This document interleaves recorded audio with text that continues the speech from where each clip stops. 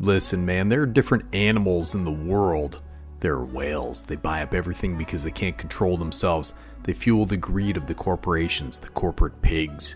Greedy, avaricious, lewd and fat pigs. But listen, dude, we're the hyenas. We're here for the cheap cards, reprints, and commander bangers we can scavenge, stealing kills and hunting the hunters, the real kings of the jungle. So let's take a look at some of the best commander reprints out of Eternities. That's the edge of Eternities, brother. There's more than one Eternity and we're going to the edge of all of them. And that's why you gotta subscribe to the channel. It's free for you, incredibly helpful for me. As always, many thanks to the members here on YouTube and the kind patrons. You guys rip, brother.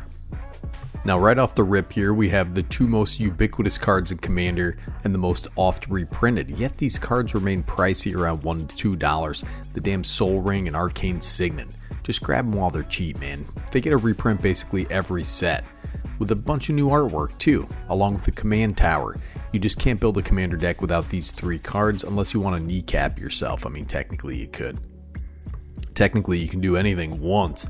Blasphemous Act, the Red Wedding from Game of Thrones, R.I.P. the Starks. You guys were a bunch of silly gooses, man. It's a crazy show, brother. Give me some of that Daenerys Targaryen any day of the week. Maybe a little Momoa on the side, brother. Who knows? Anyways, the best red board wipe out there and a decently unique effect. Take a look at this banger. Braids, Arisen Nightmare, 1 black creature Nightmare. It's a 3/3. At the beginning of your end step, you may sacrifice an artifact, creature, enchantment, land, or planeswalker. If you do, each opponent may sacrifice a permanent of their choice that shares a card type with it. For each opponent who doesn't, that player loses 2 life and you draw a card. Great card in so many decks. Crazy card, man. Most decks aren't built to deal with this. Keep an eye on the price for this one. How about this classic? Getting a reprint, the Fyrexian Metamorph. 3 and a blue Fyrexian mana. For an artifact creature, Fyrexian Shapeshifter, it's a 0/0. You may have this creature enter as a copy of any artifact or creature on the battlefield, except it's an artifact in addition to its other types. One of the best clones out there because it's so versatile. Only 3 mana and 2 life. Efficiency is where it's at. Every time this gets a reprint, I keep my eyes on the price because this can be a pretty pricey card. Now how about this monster, the Oracle of Moldia. 3 and a green for a creature elf shaman. It's a 2/2. You may play an additional land on each of your turns. Play with the top card of your library revealed. You may play lands from the top of your library. Listen, man, I just read this card. It's 4 mana for all that value. Old Thick Thighs here is a fantastic value piece for your landfall decks. I'd grab this under $4. That's hyena pricing, but we'll see where this lands a couple weeks after release. And listen up, man, I'm a commander player, and in 2 color decks, if you have one of these filter lands, you got all your colors, which is Diesel. Really great for color combinations that don't have great land fixing, great mana fixing. People seem to not run these, but at less than $1, I recommend grabbing these for your commander decks. These are fantastic filter lands. How about Joyra, the Weatherlight Captain? 2 blue and a red for a legendary creature, Human Artificer. It's a 3/3. Whenever you cast a historic spell, draw a card. Artifacts, legendaries, and sagas are historic. What a beast of a ginger lady, brother. Take a look at the flavor text on this. As she took the wheel of the Weatherlight for the first time in a millennium, Joyra knew she'd been right to restore the ship. Anything was possible now, even getting a date, brother. Even that's possible. So this in your artifact deck is a slapper, man. It's a value engine. Think legendary cards too. Amazing card. $5 or so. Keep an eye on it.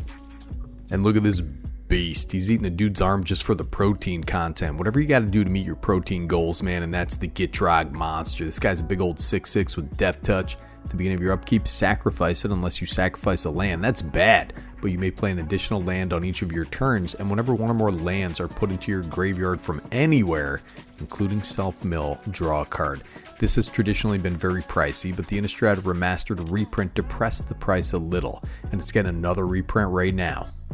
Now this card has been an overperformer in every deck I've ever put it in.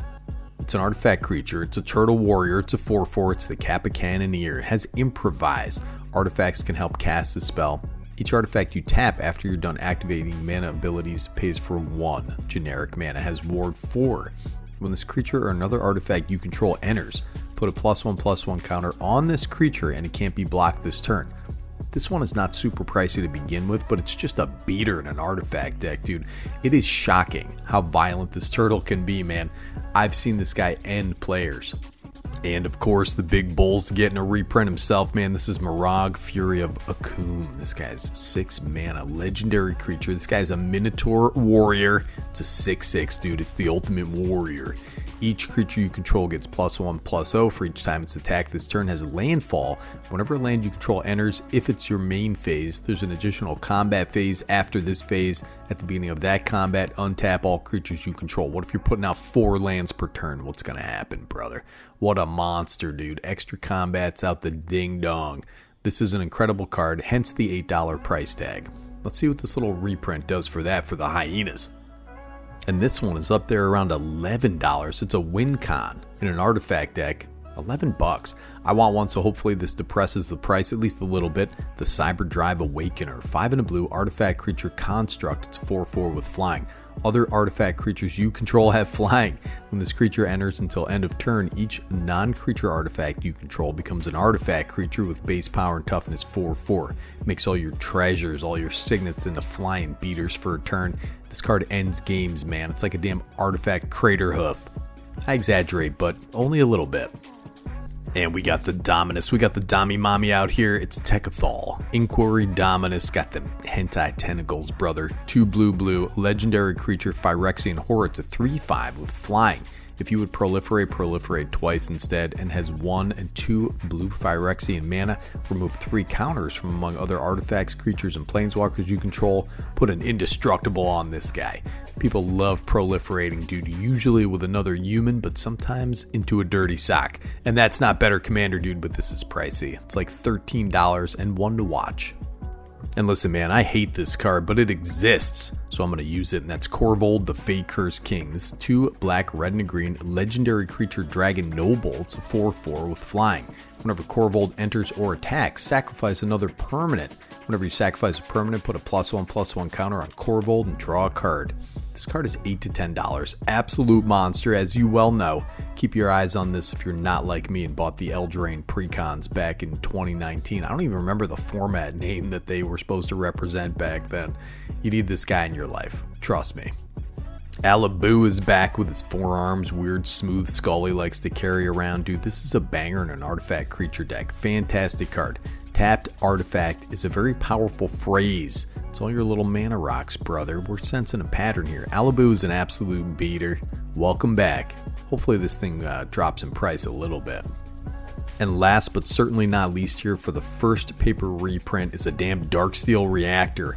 4 generic mana artifact. It's indestructible. At the beginning of your upkeep, you may put a charge counter on this artifact. This artifact has 20 or more charge counters on it. You win the game. This says win the game on it, man. And it's a real nutty card in your proliferate decks or decks where you're doubling counters or whatever. It's a cool looking card, man. It was $14 and now it's going to be cheaper. And that's it for now, brothers. I love you guys. I wish I could put on my shorts, snuggle you all night long until you're drooling on my pillow, brother. But I've got to go play Elden Ring because that night rain is a damn crack cocaine rain. That's what it is, man. I love you guys so much. Nikki G, Better Commander, signing off.